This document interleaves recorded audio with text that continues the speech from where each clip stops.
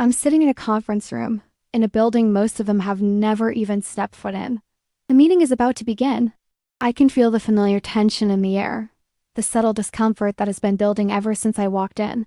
They weren't expecting me. Not like this. I glance at the faces around the table, old friends, the ones who once laughed at me, doubted me, mocked my ambitions. They were the ones who thought my YouTube channel was just a phase. The ones who thought I'd be another face in the crowd, forgotten, unnoticed. They didn't think I could make it. But today, I'm the one they're looking to. Today, they're here to ask me for a loan. They need something I can provide, something they thought they could never ask from me. I'm Lily, 29, and I'm about to remind them exactly who I am and how wrong they were. It's not about revenge. I don't need to prove anything to them. But sometimes, silence is louder than any words could be.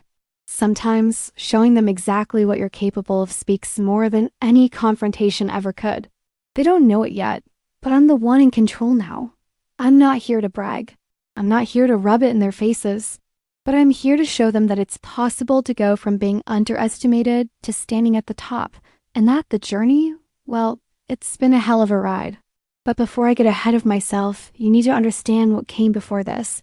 You need to understand the way they looked at me when I was just the girl with a YouTube channel. I remember the first time I told them about my channel.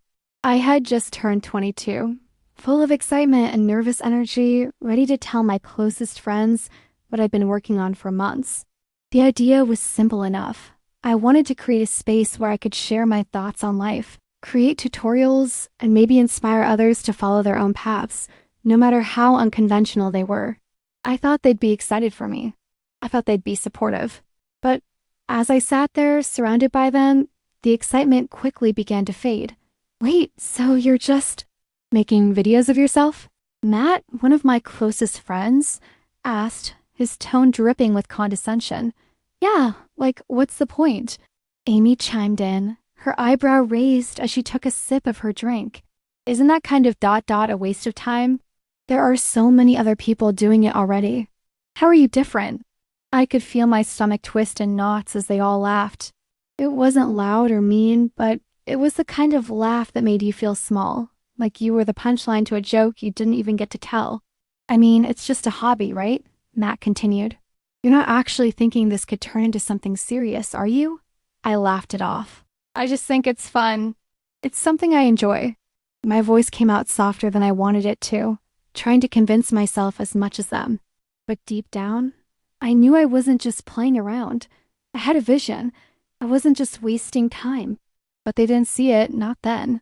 They saw a girl with big dreams, sure, but they also saw someone who was foolish enough to think she could make a career out of posting videos online. What's the worst that could happen, right? Amy said, half joking, half sarcastic. Maybe you'll get like 100 views. They all chuckled again, and I could feel the weight of their doubt, like a heavy fog settling over me. But I didn't back down. I couldn't. Even though I was just starting out, I felt something inside me that told me I had to keep going. Still, the sting of their dismissal lingered. It wasn't just the laugh. It was the way they had written me off, how they hadn't even considered that this could be something bigger than they could understand. They hadn't seen the hours I put into my videos, the research, the planning, the editing. They hadn't seen the late nights when I wondered if it was even worth it. It wasn't just about YouTube for me. It was about proving something. To them, to myself, but mostly to the world that constantly told me I was just another face in the crowd, that I'd never amount to anything. And it wasn't just Matt and Amy, it was everyone in my life. My parents, my classmates, my coworkers, they all thought I was chasing a pipe dream. Just get a regular job, they'd tell me. You'll never make a living doing something like that. But there was this quiet fire in me that they didn't see. The kind of fire that told me in the back of my mind that I wasn't going to stop until I had something to show for all this. I wasn't just another girl with a hobby. I was someone who would make her dreams real, even if I had to do it alone. And so I did, but not right away. There were months of slow growth, of barely breaking even, of no one really believing in what I was building. But I kept at it, one video at a time, one subscriber at a time. I didn't need their approval anymore. All I needed was the belief that I was capable of more than what they saw. I didn't tell them how much it hurt when they left. I didn't let them see that. I just kept working. The first few months were quiet. Slow, like trying to build a house brick by brick, and each brick felt heavier than the last. I'd post my videos, pour my energy into creating content that felt real, authentic, but the views? They trickled in at best. I wasn't getting thousands of views like the bigger YouTubers, not even close. Some days it felt like I was shouting into an empty room, but I kept going. I invested in better equipment, a better setup. I learned about SEO, analytics, thumbnails, the importance of engagement. I poured my soul into this channel because deep down, I knew something they didn't. This was more than just a hobby. This was my chance to build something meaningful, something that would one day speak for itself. And bit by bit, I started to see the results. Slowly, very slowly, my subscriber count grew. My videos started getting more comments, more shares. People started reaching out, telling me how much my videos helped them, how they felt inspired. The more I grew, the more I learned. I began collaborating with other creators, pushing myself out of my comfort zone. I spent hours fine-tuning my brand, crafting my content to be not just something people watched, but something people connected with. It wasn't glamorous. It wasn't fast. There were days when I'd wonder if it was all worth it. The work, the sacrifice, the doubt. There were nights I sat in front of my computer, staring at the screen, wondering if anyone was ever going to care. But then, one day, it started happening. The growth wasn't gradual anymore. It was exponential. A video I posted on a whim, just something I'd made because I felt like it went viral. It was a spark that set everything in motion. Suddenly, my inbox was flooded with offers from brands, partnerships, and sponsorships. The money started coming in, and I finally began to feel like I wasn't just chasing a dream, I was living it. The thing was, no one saw it coming. Not my friends, not my family, not anyone who had written me off as just another girl playing around with her camera. They didn't know the late nights I spent editing, the hours I spent learning everything I could about YouTube. They didn't know how many times I had to push through the temptation to quit when it felt like no one was watching. By the time I hit 1 million subscribers, I'd already made enough money to consider this a full-time career. But that wasn't the peak. That wasn't the moment that changed everything. It was the moment I hit $10 million in revenue. From that point on, the numbers started skyrocketing. $20 million, $50 million. And then when I hit $150 million, I couldn't help but sit back and take it all in. I wasn't just a YouTuber anymore. I had built a business, a brand. I had created something that was not just sustainable, but thriving. And with that success, I finally understood something important. It wasn't just about the money. It was about the journey. The silent rise from nothing to something. From being the joke in the room to being the one everyone turned to. But none of them knew yet. None of them knew what was about to happen. I kept my success mostly to myself. I didn't need to flaunt it. But that meeting, the one that would bring it all full circle, was coming. And when it did, I knew exactly how it would play out. The day of the meeting finally came. I stepped into the conference room with the kind of calm confidence that comes only after years of proving something to yourself. The table was set, the chairs occupied by people who once saw me as just a funny YouTuber, and not much more. As I walked in, I noticed the sharp glances, the discomfort that shifted through the room. They didn't expect me, at least, not like this. I made my way to the head of the table, sitting down with a quiet smile. The faces around me went through a range of emotions: surprise, recognition, a little nervousness. "Thanks for coming, Lily," Matt said, his voice betraying a hint of uncertainty. "We really appreciate you meeting with us today." I could tell he was still holding on to that old skepticism, trying to mask it behind his usual bravado. It was almost like he didn't want to acknowledge how much changed between us. "Of course," I said, keeping my voice steady and professional. "I'm happy to meet with you." Amy, who had always been the more direct one, leaned forward. "Look, Lily, we're in a bit of a tight spot.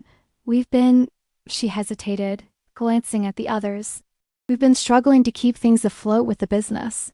And we know things aren't looking good for us right now. But we've heard about what you've been doing, and we think you might be able to help." I could see the unspoken question hanging in the air. "Would you lend us the money?" And there it was. The reason they called me in, not for advice, not for support. They needed financial help.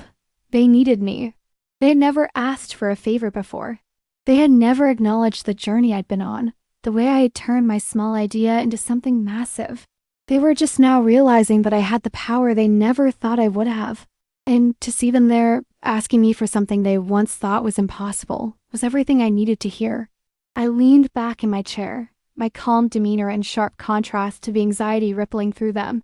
"You know, it's funny," I said softly, looking each of them in the eye. "I remember when I first started my YouTube channel.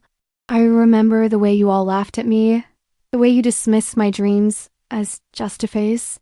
There was a flash of guilt in their eyes, but none of them spoke. I didn't need them to. They knew exactly where I was going with this. I remember how everyone said it was a joke, how it wouldn't go anywhere.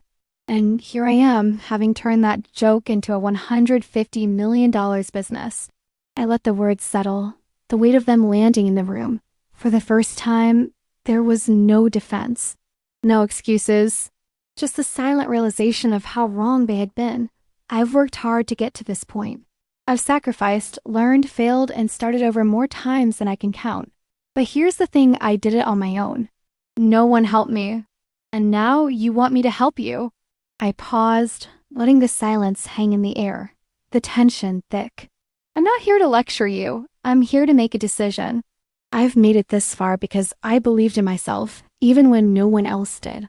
I can't give you a loan, but I can give you something more valuable. A chance to believe in yourselves. A chance to find your own way out of this, just like I did. But that's not something I can just hand over. I stood up, my chair scraping against the floor, and I walked to the door. They all stared, some of them looking down, unable to meet my gaze. "I'm sorry. I can't give you what you're asking for. But I can promise you one thing. If you want to succeed, you'll need to believe in yourself first. That's the lesson I had to learn. And maybe one day you'll see that too." And with that, I left the room, not a single word of anger or bitterness escaping me. The power of that moment wasn't in the words I spoke. It was in the quiet strength I carried. I had already won. The aftermath was uncomfortable, to say the least. It wasn't immediate. It wasn't a big confrontation. But the reality of what I'd said and the way I'd said it hung between us for weeks.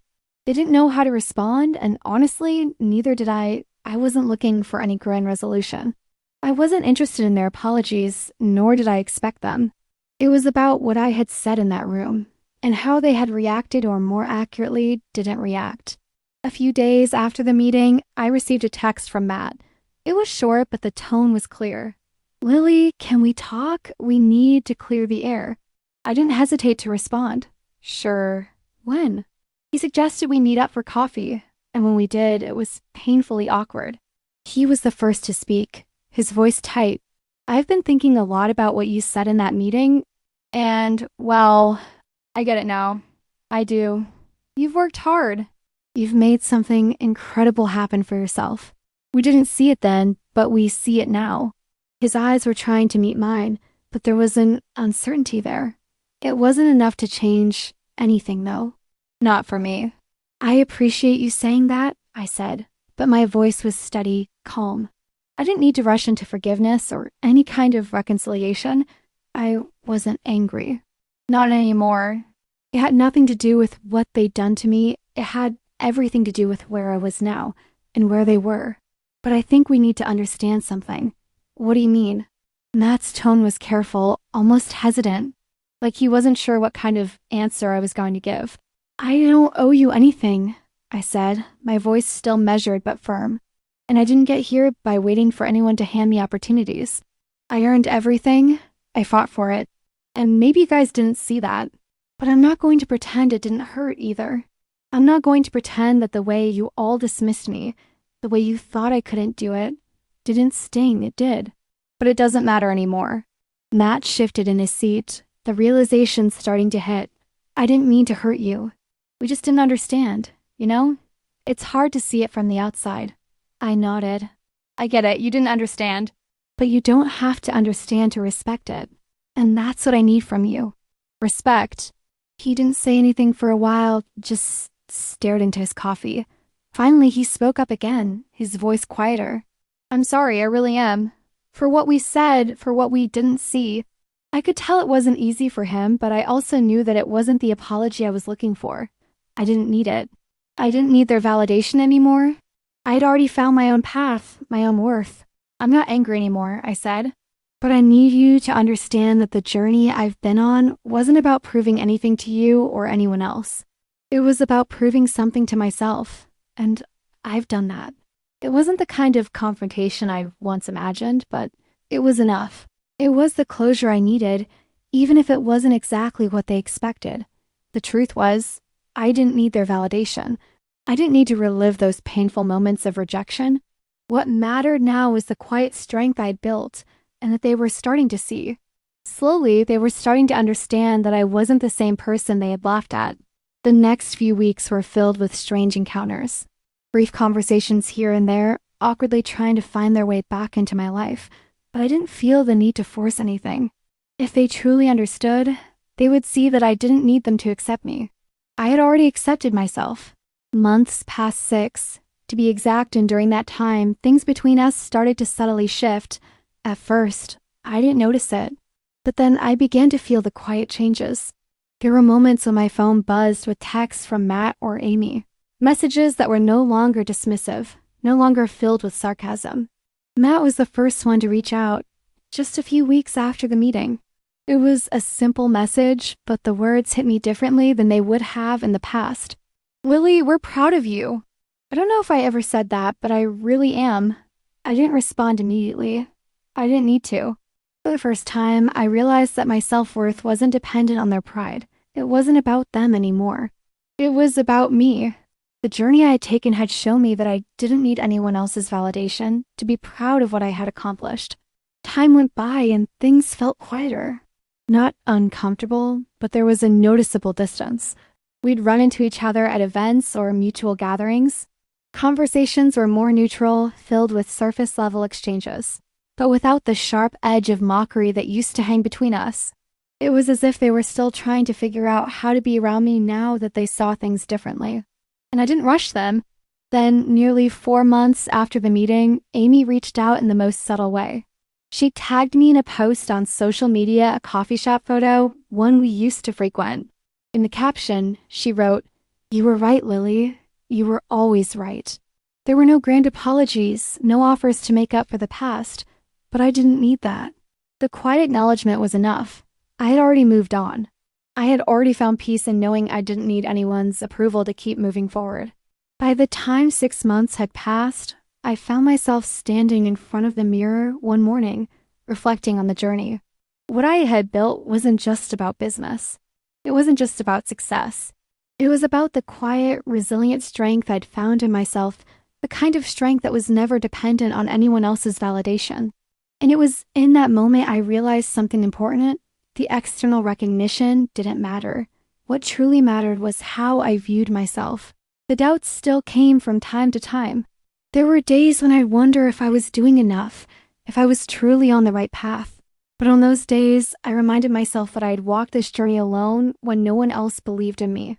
And now I stood here, stronger than I ever thought I could be. The victory had never been about proving anyone else wrong. It had been about proving to myself that I was enough. That was the greatest victory of all.